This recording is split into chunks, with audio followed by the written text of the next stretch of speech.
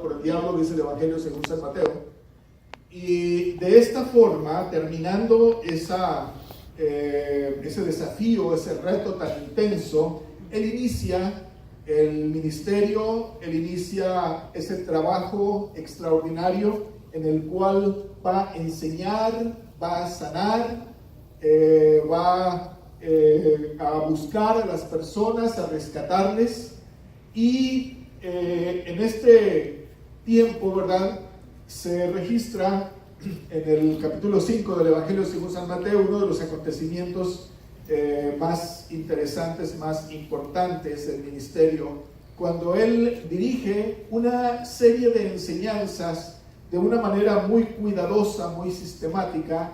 No era la primera vez que él enseñaba, no era la primera vez que él dirigía un mensaje. El capítulo 4 nos habla de que él estuvo en las sinagogas y les enseñaba, pero este mensaje tan estructurado, tan completo, que le hemos llamado el Sermón del Monte o la montaña, nos habla de una serie de enseñanzas muy detalladas, muy puntuales, las cuales el Señor dirige en primer lugar a sus discípulos y enseguida a toda una multitud que se reunía allí. Y yo he pensado en invitarles a meditar en esto, porque pues en alguna ocasión lo hicimos y estuvimos meditando en cada una de estas llamadas bienaventuranzas. Bienaventurados, o Dios bendice a los que, y había toda una serie de menciones acerca de esa bienaventuranza, esa dicha o esa bendición de Dios. Y en esa primera parte pareciera ser que es una especie de demanda, una especie de requisito. Dios bendice a los que, y va mencionando toda una serie de aspectos. En la estructura de esta enseñanza pareciera ser como un requisito que pone a fin de que se llene, aclarando cuidadosamente que el reino de los cielos tiene ciertas características, tiene ciertos aspectos que tienen que observarse con cuidado. Ser ciudadano del reino, si bien implica privilegios, también implica estas responsabilidades. Y en esa primera parte pareciera ir diciendo cómo es que la bendición del Señor nos señala, nos escoge, nos privilegia, pero espera también una respuesta. Si bien la primera parte entonces está hablando de ese ofrecimiento de parte del Señor a los que lloran, a los pobres, a los necesitados, a los que son perseguidos, a los que claman por la justicia, toda esta serie de cosas, pareciera ser que es como decir, ir dejando todos los intereses que en algún momento nos habían dirigido. Todos tenemos intereses, todos tenemos búsquedas, todos tenemos necesidades reales o inventadas, pero todos nos vamos dirigiendo por aquello que nos importa, por aquello que queremos. Cada uno de nosotros está buscando su fin, su propósito, sea este personal, familiar, patrimonial o nacional incluso, más en ese tiempo en el que esto fue escrito. Había toda una serie de aspectos que la gente buscaba con mucho afán, con mucha necesidad. Al ser un pueblo oprimido, al ser un pueblo pues dominado, había una cantidad de necesidades en ellos.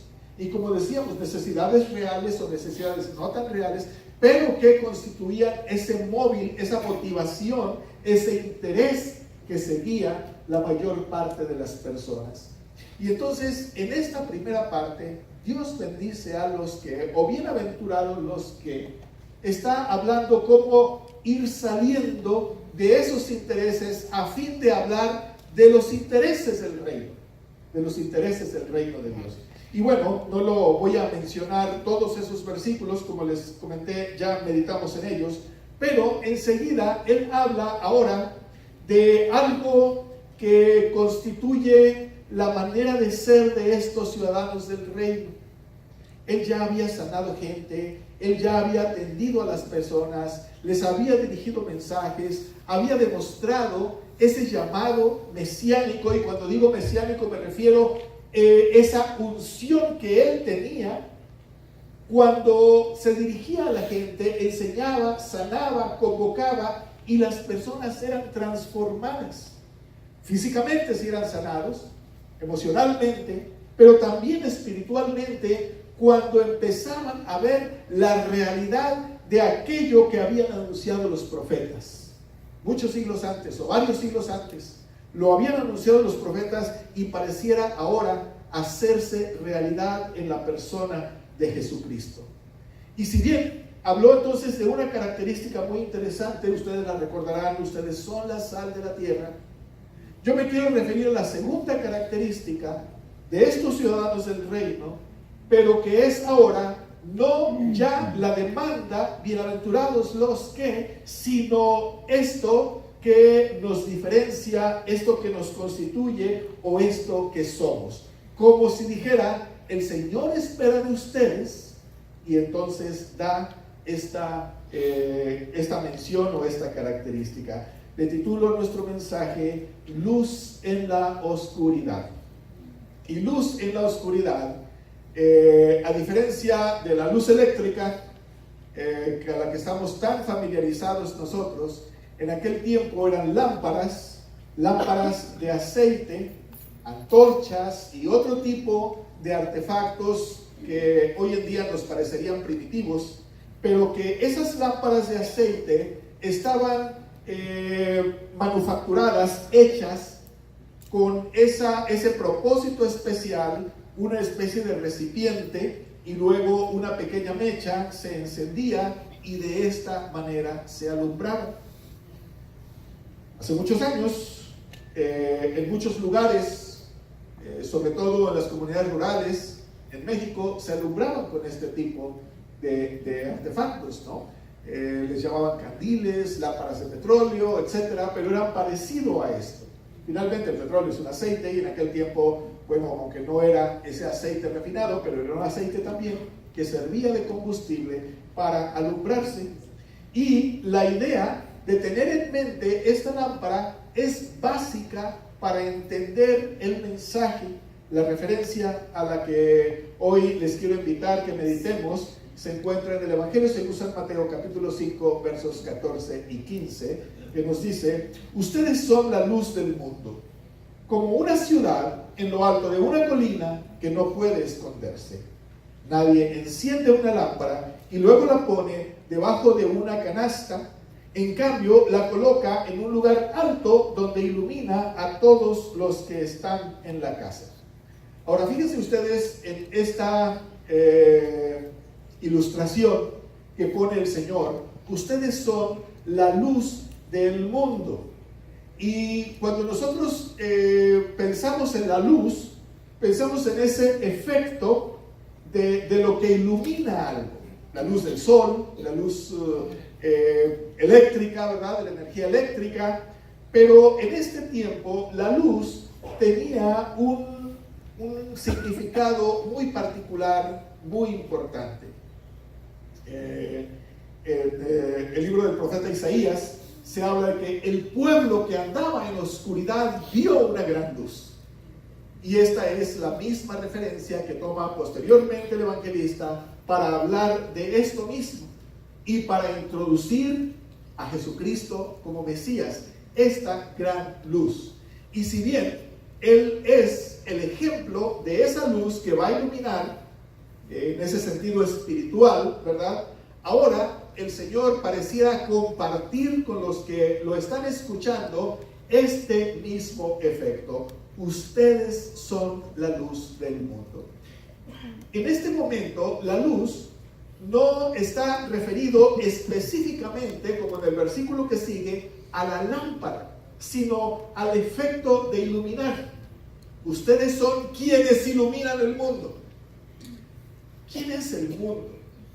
Luego otra vez nuestra mente pensaría en el planeta o pensaría en otra cosa. El mundo, en el sentido de esta referencia, es este sistema de cosas, este arreglo, esta humanidad, esta civilización, esta cultura este sistema social en el que vivimos.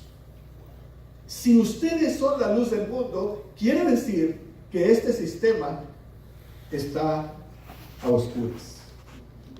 Quiere decir que este sistema necesita ser alumbrado, necesita ser dirigido. ¿Para qué se requiere la luz? Hace poco estaba leyendo acerca cómo en estos días, en este tiempo, hay unas poblaciones en los límites de lo que llaman el círculo polar ártico, muy cerca del Polo Norte, en los alrededores. Hay ciudades, hay poblaciones, algunas veces más o menos grandes, que por 3 meses no ven la luz del sol. Y hay una especie de penumbra, decía el reportaje, que se ve todo como de un color azul, como cuando está anocheciendo, ya en penumbra, pero 3 meses así. Y entonces eso me hacía pensar en este sistema de cosas, en este arreglo, en este mundo, que está precisamente algo así como a oscuras. Y solamente como una manera de ejemplificarlo, ustedes saben qué ocurre cuando está a oscuras. Primero, pues no vemos las cosas nítidamente, sino vemos los contornos, vemos las cosas un tanto confusas, no diferenciamos bien la figura completa, la forma completa, la imagen completa. Yo creo que por eso son muy románticas las cenas a la luz de las velas, ¿verdad? Porque uno no ve bien, es la persona, ¿verdad? Se queda con la imagen que uno quiere hacer, ¿no? Pero la luz destaca inmediatamente todas las características, destaca inmediatamente todo lo que está ahí. Y entonces al decir, ustedes son la luz del mundo, es cómo es que ustedes están constituidos para ver lo que es la realidad de este sistema de cosas, de esta sociedad, de esta cultura. Porque esta es una cultura que se especializa en simular las figuras, en simular los contornos, en simular las funciones y hacernos creer que hace algo cuando no lo es. Ustedes saben la cantidad de mentiras que se nos dicen abiertamente y que de alguna forma nosotros creemos. Y bueno, solamente a guisa de ilustración, por si ustedes me dijeran, bueno, ¿a qué se refiere, verdad? La leche que no es leche, los alimentos que no alimentan, las cosas que no son y que las compramos o las consumimos como si fueran. Hay una gran cantidad de intereses que nos llevan precisamente a ese ocultar las cosas. Y podríamos seguir con ese descubrir lo que hay detrás de una serie de imágenes, de una serie de efectos que tienen como función cubrir la realidad, la verdad. Cubrir lo real. Ustedes son la luz del mundo, la luz de este sistema, la luz de este arreglo. Es decir, ustedes son quienes con esa presencia evidencia, denuncia lo que es la realidad de este arreglo o de este sistema. Esa luz no es posible ocultarla.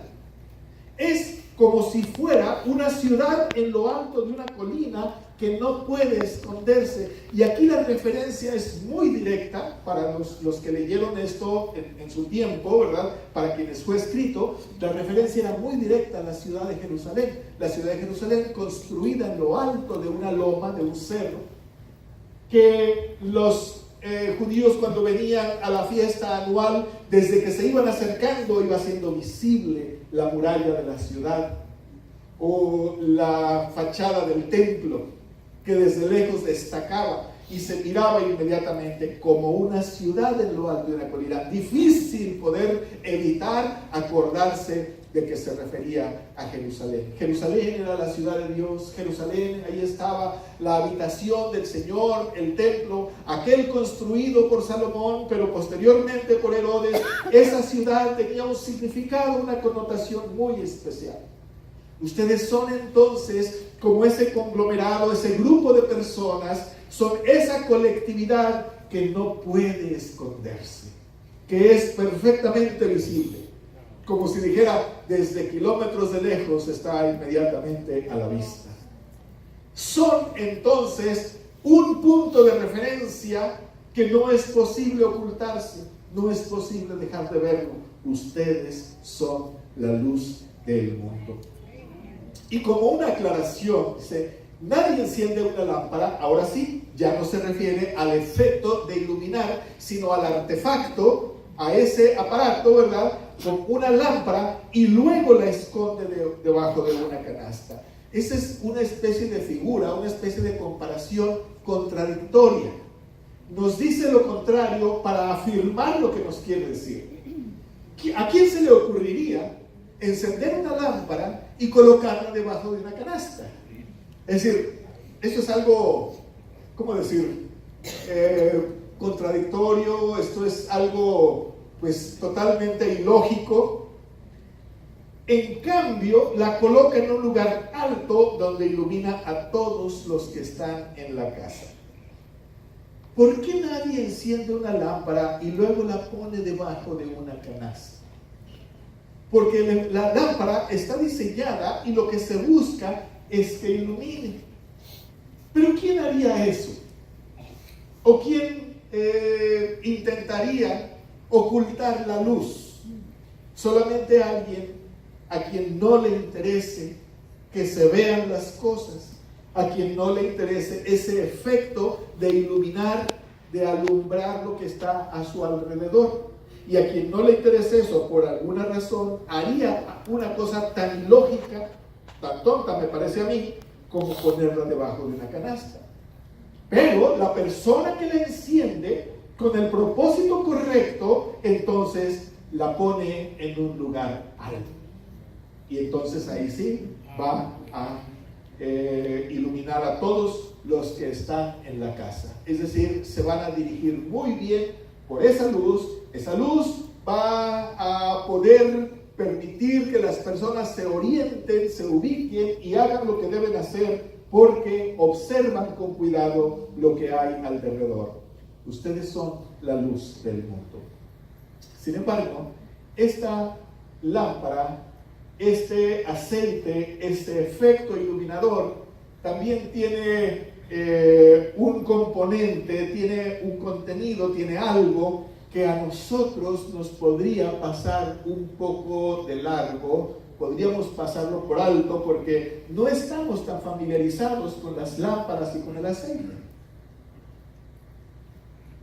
Aquí tal vez tenemos que hacer un esfuerzo para imaginarnos, y yo espero que ustedes tengan disposición para hacer ese ejercicio de imaginación, se quieran imaginar ahora una lámpara de aceite que se enciende y que el Señor nos dice algo así como: ustedes son esa lámpara de aceite.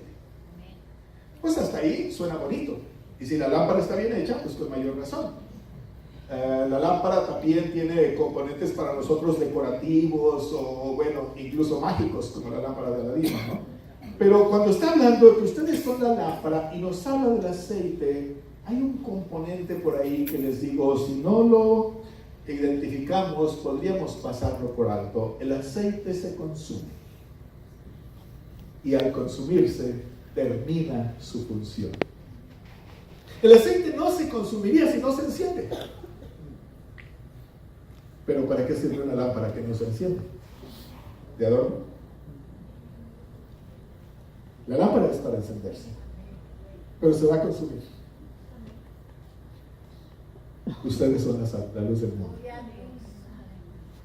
Es decir, ahora nos está hablando de una manera de ser, de una especie de identidad que asumimos. Ustedes están llamados para que sean la luz del mundo, pero para que se consuman haciendo eso.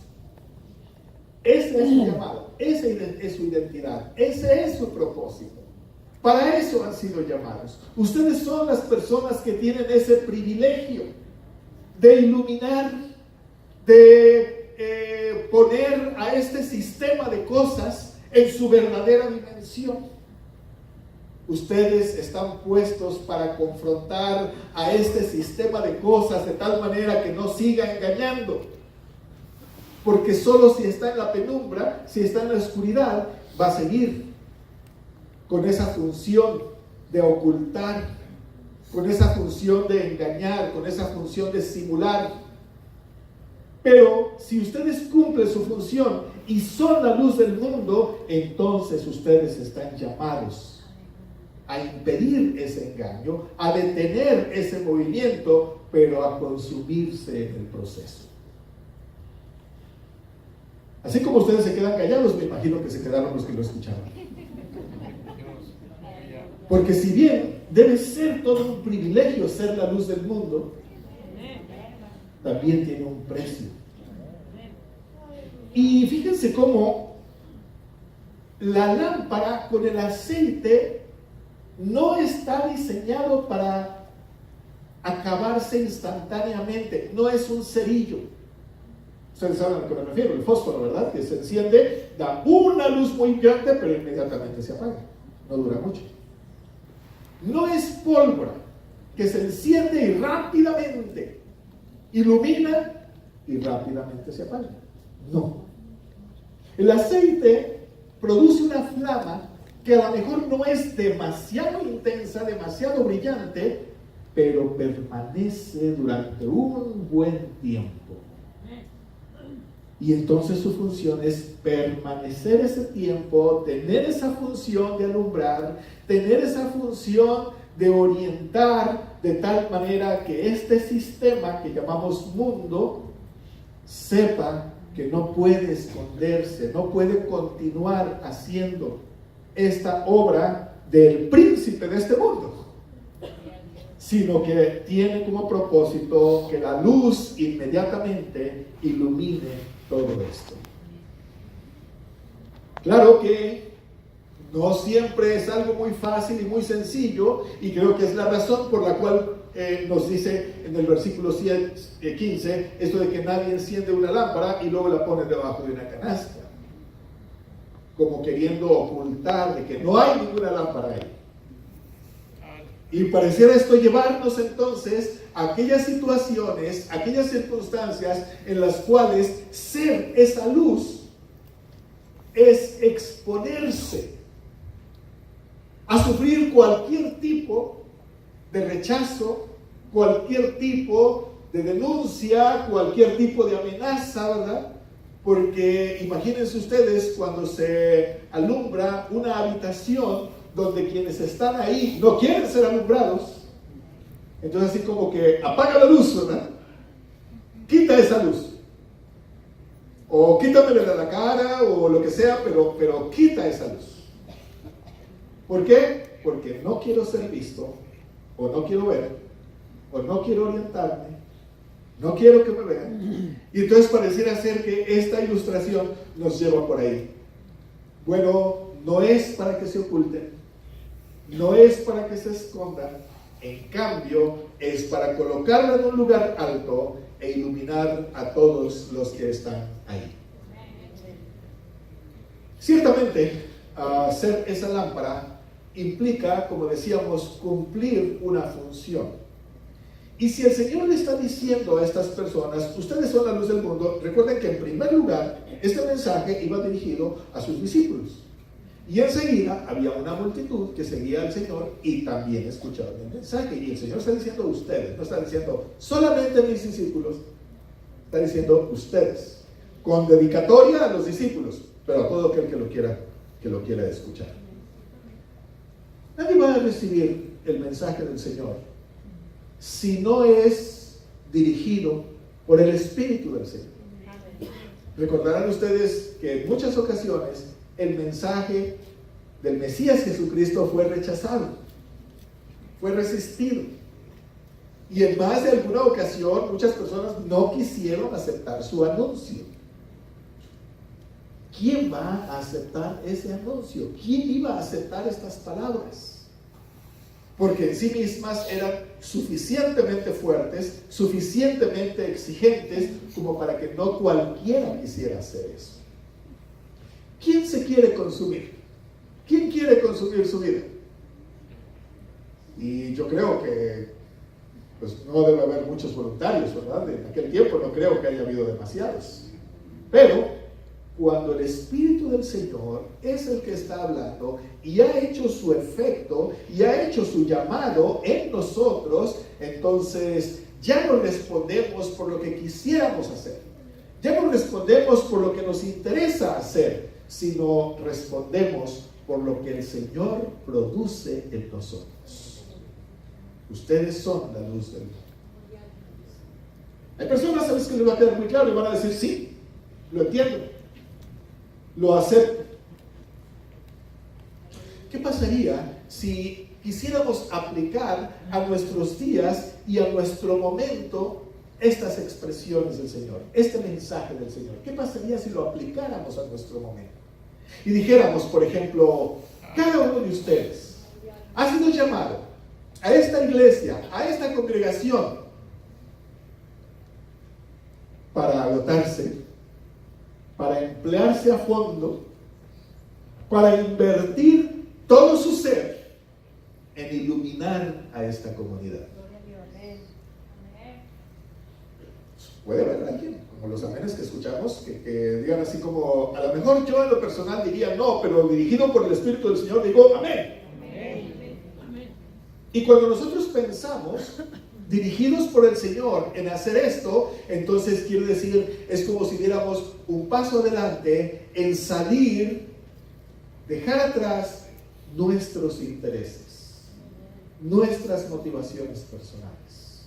No dejamos atrás nuestra persona, no dejamos atrás nuestros límites, no dejamos atrás nuestra vida física, simplemente nos decidimos a ir hacia donde el Señor nos dirige.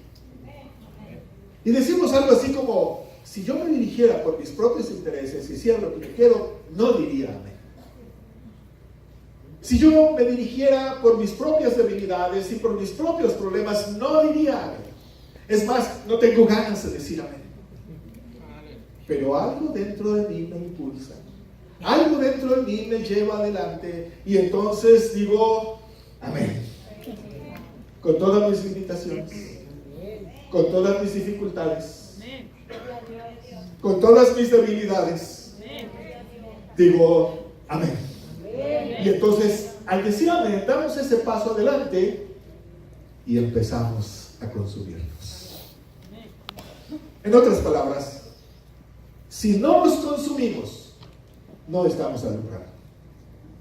Y si no estamos alumbrando, no somos la luz del mundo. Y si no somos la luz del mundo, no somos del equipo del Mesías Jesucristo.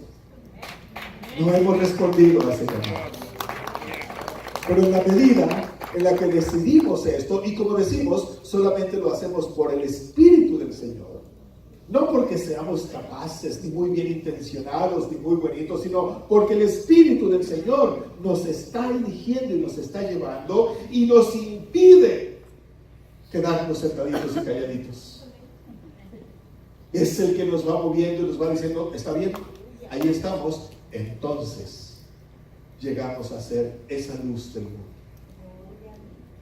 Y cuando somos la luz del mundo, tenemos plena conciencia de cómo nos vamos desgastando, de cómo nos vamos acabando.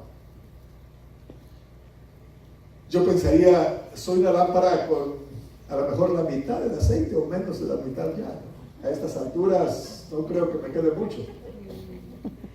Pero gloria a Dios por lo que podamos iluminar. Gloria a Dios por lo que podamos alcanzar. Gloria a Dios porque hemos empleado entonces ese aceite y esa capacidad pensando que el Señor se puede servir de eso. Porque es así cuando alumbramos entonces que el Señor realiza también esa actividad, ese acto de ir alcanzando a otros. Cada uno de ustedes que haya sido instrumento del Señor para el alcance de otras personas, sabrá cómo empleó su tiempo, cómo empleó sus recursos, cómo empleó su fortaleza y su capacidad para esto. Como esa inversión en la cual vamos dejando eso que somos, el aceite que tenemos. Lo vamos dejando en eso, porque va alumbrando a su paso a todos los que están entonces en ese lugar. Estamos concluyendo una etapa en la que la luz de cada uno de ustedes ha estado alumbrando. No sé qué tan fuerte, qué tan intensa o qué tan débil haya sido, usted lo debe saber mejor que yo.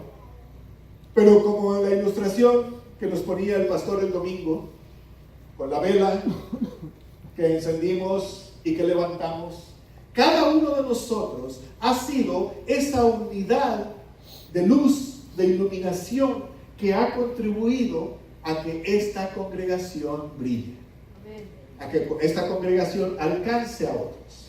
¿Qué tanto habrá brillado nuestra iglesia en esta comunidad?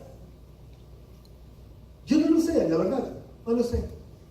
Pero quisiera pensar que cada uno de nosotros puede empeñarse en brillar aún más, aplicando todo su potencial, aplicando toda su capacidad. Es decir, nos vamos a poner, nos vamos a aplicar a fondo para que la luz ahora sea más brillante cada vez. Amén. Porque si esta fuera una iglesia más brillante, ustedes se pueden imaginar a cuántos alcanzaría. Ustedes se pueden imaginar cuántas cosas se efectuarían por medio de esa luz que se enciende. La luz del mundo, decíamos, de este sistema de cosas, la luz de este arreglo que toma aspectos terribles, complicados, cada vez más confusos, al grado del dolor, requiere que sea iluminada. Esta oscuridad ya está produciendo demasiado daño. Este sistema, este mundo ya está produciendo demasiados estragos. Si todo el tiempo los ha producido, si todo el tiempo ha hecho ese efecto, nos toca vivir a nosotros estragos terribles, de muerte. Ese engaño que cada vez está cobrando más víctimas, que cada vez está siendo más doloroso.